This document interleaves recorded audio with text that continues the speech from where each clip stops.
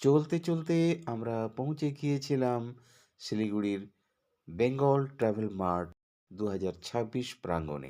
এর উদ্যোক্তা eastern Himalayan travel and tour operator association BTM এর চেয়ারম্যান সন্দীপন ঘোষকে। কি বললেন তিনি এই বেঙ্গল ট্রাভেল মার্টের ফিচার সম্পর্কে, যা চলবে 9, 10, 11 জানুয়ারি শিলিগুড়ি সেবক রোড স্থিত একটি বহুজাতিক হোটেলে। চলুন শোনা যাক তার কথা। এরপরে আমরা শুনবো ভুটানের প্রতিনিধি কি বলছে এই বেঙ্গল ট্রাভেল মার্টে এসে। শিলিগুড়ি থেকে অরুণ কুমারের বিশেষ রিপোর্ট। 2016 সাল থেকে আমরা রেগুলার বিটিএম করে থাকি। করোনার জন্য এক বছর মধ্যেখানে হয়নি, বাট এটা এমন একটা প্ল্যাটফর্ম আমরা ক্রিয়েট করি। এটা একটা মার্কেট প্লেস যেখানে ভারতবর্ষের বিভিন্ন জায়গা থেকে প্রচুর বায়ারদের আমরা নিয়ে আসি।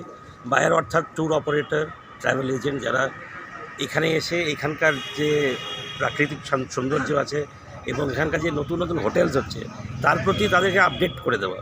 এবং এই যে আপনারা এখন দেখতে পাচ্ছেন, এখন মার্চ চলছে, আগামীকাল অবধি মার্চ চলবে। 11 তারিখে সকালবেলা আমরা এই বায়ারদের নিয়ে যাব দার্জিলিং সিকিম ঘুরতে।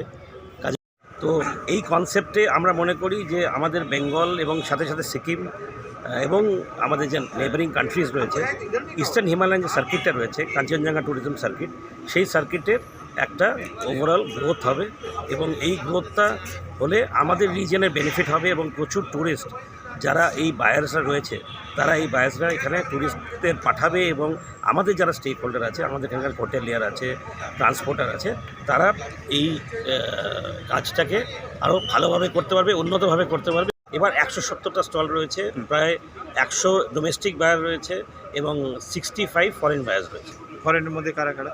ফরেন যেহেতু আপনারা জানেন বাংলাদেশ থেকে এখন আমাদের ভিসার প্রবলেম চলছে, তো নেপাল এবং ভুটান। বাকি অংশ পরবর্তী এপিসোডে। সঙ্গে থাকুন। শিলিগুড়ি থেকে অরুণ কুমারের রিপোর্ট।